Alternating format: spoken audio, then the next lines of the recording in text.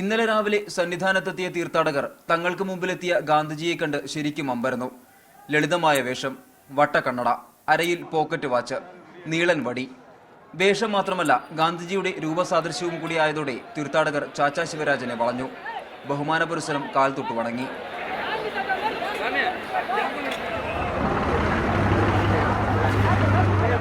ചെറുപ്പം മുതലേ ഗാന്ധിയൻ ആദർശങ്ങളിൽ ജീവിച്ച കൊല്ലം വെളിയം സ്വദേശി ചാച്ചാ ശിവരാജൻ ഒരു പതിറ്റാണ്ട് മുമ്പാണ് ഗാന്ധിജിയുടെ രൂപസാദൃശ്യത്തോടെ വേദികളിൽ പ്രത്യക്ഷപ്പെടാൻ തുടങ്ങിയത്.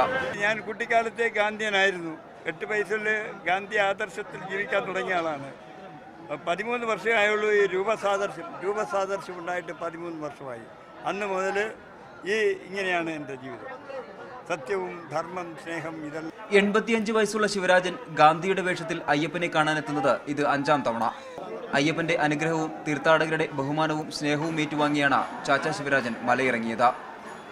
ക്യാമറ പേഴ്സൺ അഫ്സൽ രാജിനൊപ്പം മനേഷ് മൂർത്തി, മീഡിയ 1, സന്നിധാനം.